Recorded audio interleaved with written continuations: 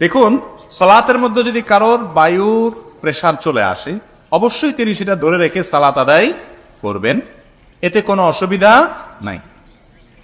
কিন্তু সালাতের আগে, ধরেন সালাতের বাকি আছে আরো 10 মিনিট, আর সময়টা হলো কনকনে শীতের সময়, আপনার বায়ুর প্রেসার আসছে, তখন যদি আপনি চাপাচাপি করে ধরে রাখেন যে 10 মিনিট আমি যদি পার করতে পারি, সাথে আর 5-7 মিনিট যোগ করলে এই 15-20 মিনিট একটু সহ্য করতে পারলে আমার আর ঠান্ডা পানিতে উজুটা করা লাগে না, এই চিন্তা থেকে যদি আপনি চাপাচাপি করে আটকায় রাখেন, তাহলে সেটা কিন্তু গর্হিত কাজ, সেটা কিন্তু ভুল, অন্যায় কাজ। কারণ আপনার এই চাপাচাপি করে আটকায় রেখে যদি নামাজ পড়েন, নামাজে মনোযোগ থাকবে থাকবে না।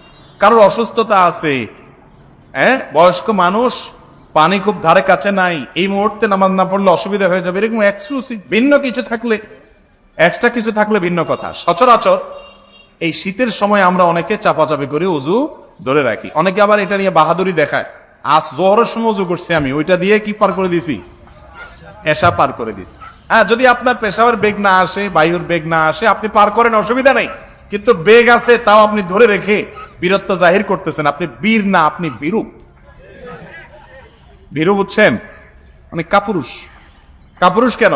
একটু ঠান্ডা পানিতে আপনি ভয় পেয়ে যাচ্ছেন, এত ভয়ের কি আছে? এই পানি লাগলে কি মারা যাবেন? নবী করিম সাল্লাল্লাহু আলাইহি ওয়াসাল্লাম বলেছেন, আলা আদুল্লুকুম আলা মা ইয়ামহুল্লাহু বিহিল খাতায়া ওয়া ইয়ারফা'ু বিহিদ দারাজাত। এমন আমলের কথা কি তোমাদেরকে আমি শিখাই দিব না, যে আমলের মাধ্যমে আল্লাহ তাআলা তোমাদের গুনাহ মাফ করে দিবেন আর তোমাদের মর্যাদা বৃদ্ধি করে দিবেন। সাহাবীরা বলেন, ইয়া রাসূলুল্লাহ, অবশ্যই বলেন, আমরা তো এটাই চাই। তারা তো এটাই চাইতেন।